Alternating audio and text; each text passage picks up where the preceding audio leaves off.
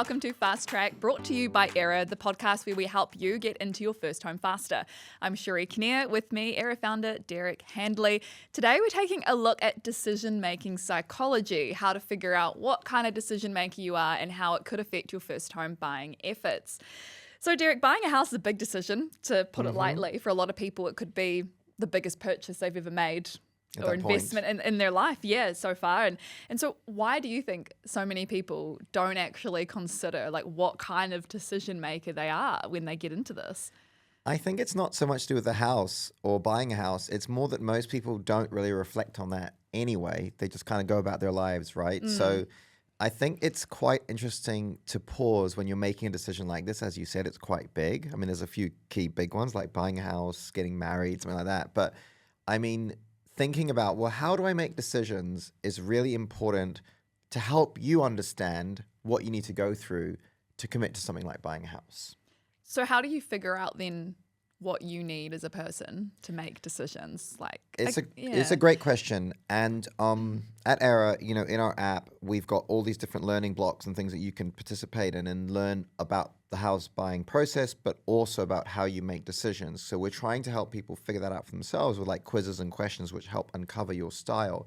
There's kind of maybe 3 or 4 key things that people need to be aware of in terms of how they make decisions, and also how their partner, if they're buying a house with a partner, makes decisions, because you kind of have to combine the two. It's not just you. If you're if you're buying as a couple, you're not just one person on an island. You actually both need to get to the same place. Yeah, I definitely want to get into that a little bit later in the podcast. But first, when it does come to figuring out what you need, like, would you say there are categories of decision makers? Are there some people that need facts and logic to make a decision? Other people maybe go more with how they feel, their gut or their heart's telling them to go. Are there kind of those two spectrums? Exactly. Is there anything in between? Yeah, there's basically 3 or 4 types of things. So all the research and all the evidence of how people make decisions and all the psychology around this, one key bucket is, are they intuitive or they're analytical? So there was a psychologist, Daniel Kahneman, who wrote this really famous book called Thinking Fast and Slow. And some people are intuitive and they make decisions quickly, and it's more like they feel something, like they get into a home, they walk around, they're like, I feel this is my home. I want to buy this house. The other category is people who are more like making pros and cons lists, checklists, like analytical, thinking about it. What's the floodplain? Those people who are much more analytical, and they're quite different decision-making styles. And there's a unique category of people who kind of combine both. They're like, I am led by feel or intuition, but I also am analytical. So it's kind of the spectrum, but you can also have people that are kind of like use both to make decisions. Do you see that often aligns with the trend of being more females versus males in certain ways? Like, I feel like That's a crazy good question. I feel like guys are generally more logical, especially when it comes to solving problems, where women usually like to kind of feel things out a bit more. Yeah, but that's interesting. It's not always I don't know about the research around that part, but the research does show that guys are more risk-seeking. So they're quicker, they'll make decisions that have a risk or an element they don't know all the answers, and females are more risk-averse. So they want more information, they want to be more comfortable. That's one of the key kind of research outcomes that people have analyzed in terms of difference between the two genders. But the other thing is the males are more selective. Like, they might choose 2 or 3 things that are really important, and if those things are satisfied, they'll make a decision. Whereas females may have a longer list and they have a more of a circular, like, I need to figure out all these things before we make a decision. Obviously, this is massive generalizations, but this is what the research shows. This is why women are better with money, generally. Generally, we think things through a bit more. I feel like and guys not as kind much of, like rolling the dice. Yeah, very, very interesting. Do you know what kind of decision maker you are? Oh, great question. I'm kind of this hybrid, right? I do have this intuition, feeling aspect, but I'm super analytical as well. Like, I want to know all the data and da-da-da-da-da. Yes. But I'm also very quick. So when I've got the data and I get an instinct, then I make a decision really quickly, which leads us to another category of person, which is, are they avoidant or are they decisive? So this is really important when buying a home because it's a moving target. So you go see a home on Monday, it doesn't mean it's going to be there on, available next Sunday. So you actually need to be ready to make decisions. So there's 2 categories of decision makers. Are people who are avoidant, which is like they'll always find a reason to procrastinate or wonder like, what could go wrong? Or, if you find yourself always pushing things off, you kind of go into that camp. And so it's really important to know that, because you need someone alongside you, like a partner, a friend, or an Aera coach or advisor, to help you make the decisions. And there are people in that camp that really need help.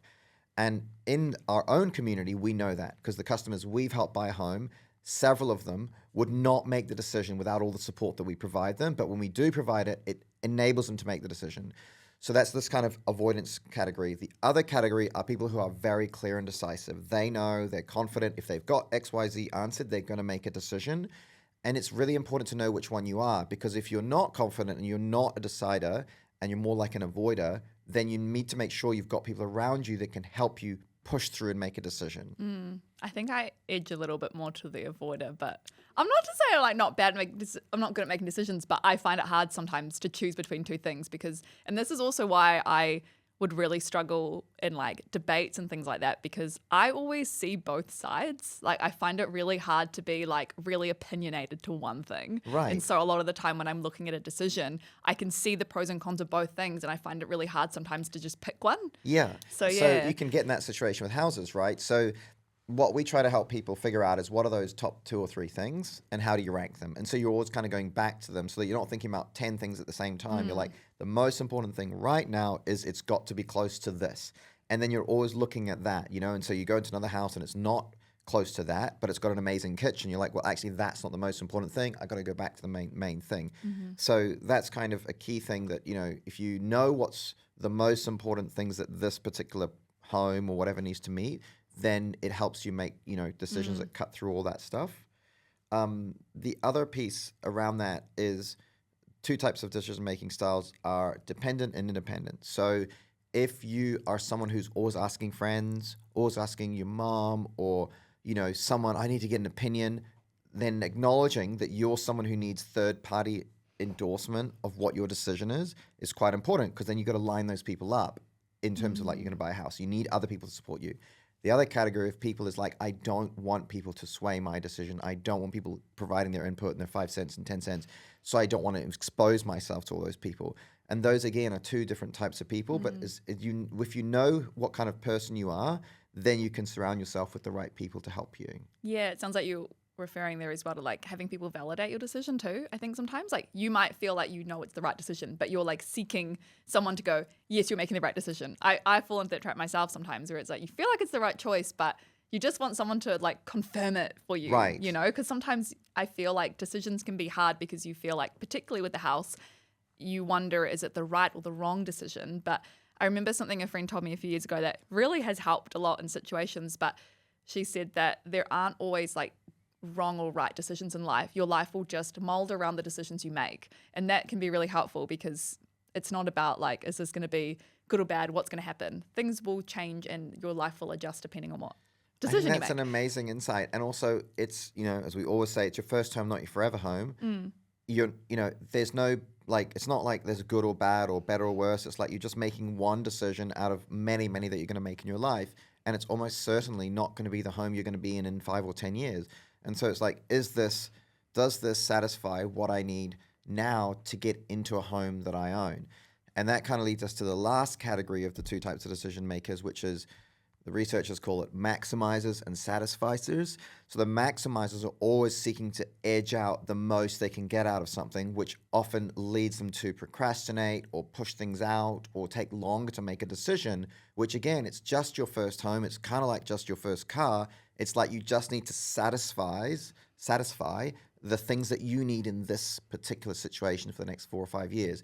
And so if you're a first-home buyer and you're like a maximizer, which is everywhere you look, you're trying to get all the things you want and you want everything that you think you need, then it's going to be much more difficult to make a decision. Whereas if you kind of drag it back a bit and say, okay, what are the key things that are going to make me satisfied and proud and happy to live here, even though there's things that I would prefer or love to have, the point is it just might be for 3 or 4 or 5 years and you can always improve. So the satisfizer, maximizer kind of spectrum is really a critical thing to think about, because as a first-home buyer, you cannot be a maximizer. Like, it's very difficult in New Zealand to do that. You should just be someone who's wanting to buy your first home and then move up, you know? So we move on to the partner chat. Yeah. What do you do if you are a very different decision maker to your partner? How do you balance that? Could it be an advantage in some ways because you look at things differently? Like, how do you kind of make it work for you, not against you? It's such a great thing to think about because, first of all, if you're thinking about it, and you're talking about it, you're way ahead of almost all people, right? Because most people don't sit and go, oh, how do you think about things? How do you make decisions? So when you're buying a house and you're in a couple, or you're even with a friend, and you're buying it together, the idea that you even are talking about how do you make decisions, this is how I think I make decisions, and talk about these 4 or 5 categories we just talked about, is going to open up this whole space between you, which then you're acknowledging each other's needs of what information, what emotional needs, what psychological needs you need in order to make a decision. And that's probably 90% of the work, because now you're like, oh, we can communicate about this because I know you need more data and you know that I'm just more intuitive. So we think that's the first thing, like figuring out, having this chat, deciding like that it's important to know how your partner makes a decision is probably the most of the work. The second thing then becomes, well, I get it. I understand you need more information than I do, so I'm going to get that for you. Or, there's always an error. We've found that there's always one person out of the couple, if it's a couple, that is the lead, like 99% of the cases. And that person is doing 90% of the work. And the other person is basically along for the ride, not in a negative sense, but in a positive sense. They're like, I'm supporting it. I believe in you. Do what you need to do, and I'm sure you'll make the right decision. So that's really interesting. We've never found it 50-50, ever. There's always someone taking the lead and they're doing all the work. And so that's the key decision-making style that makes the most impact. The key thing is for those people to realize what's different about each other. So if you get to the finish point and you're like, I know my partner needs more data when we come to the decision point, then you just get it and you provide it, even though you're an intuitive person. Or you know that you're both satisfied, and you know that you can say, okay, we both know together this is just our first home, it's not our forever home, and so we're compromising on this, and this, but we're okay with that. You know what I mean? So it's just about having those conversations, figuring out, you maybe need to figure out for yourself what decision maker you are, because you might not even know 100% Exactly what you need. So figuring out those things when you're in those final laps before your first home, those are kind of like the little checkpoints you need to go through, right? And so we've built out these bunch of quizzes that help you do that. I think the most difficult thing would be if you're a couple, or even if you're single, and you're both avoiders, because you can't then make a decision. So if you figure out that you are both avoiders, then you need help. You need someone to help you make the decision. And if you don't think that's true, then you're kind of deceiving yourself. If we've had this podcast, you've listened to it, and you looked at each other and we're like, oh, we're both avoiders.